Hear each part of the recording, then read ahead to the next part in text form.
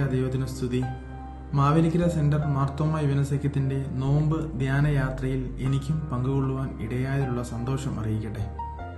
ഇന്ന് നോമ്പിൽ 45-ാം ദിനം. പീഡാനുഭവ വാരത്തിലൂടെയുള്ള യാത്ര.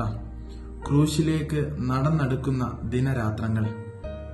അറിവ് ആർജിക്കുവാനായി ട്യൂഷൻ സെന്ററുകളും മറ്റും കയറിയിറങ്ങുന്ന കാലം.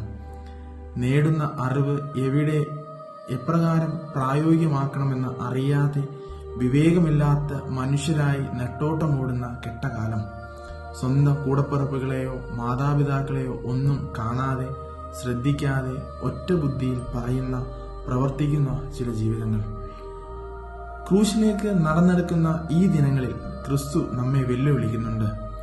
40 ദിനരാത്രങ്ങൾ ഉപവസിച്ചു വന്ന ക്രിസ്തു വിവേകിയെ പോലെയാണ് പെരുമാറുന്നത്. ഉയരത്തിൽ നിന്ന് ദൈവികമായ ജ്ഞാനം പ്രാപിച്ച് ക്രിസ്തു സാത്താന്റെ പരീക്ഷകളെ അതിജീവിക്കുകയാണ്.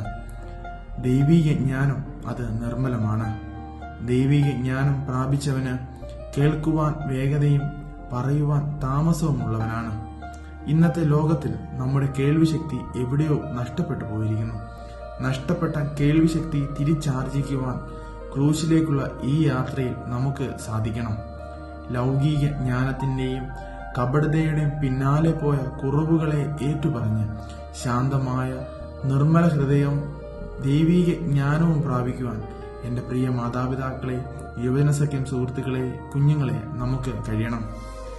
നിർമ്മലരിൽ കനിയും നിർമ്മലനാം ദേവ, ഞങ്ങൾക്കെന്നും നൽകണമേ നിർമ്മല ഹൃദയം. നിൻ പ്രീതിക്കെതിരായ പാഴാം ചിന്തകളും ദുഷ്ടവിചാരവും ഞങ്ങളിൽ നിന്ന് ഒഴിവാക്കണമേ. ആമേൻ.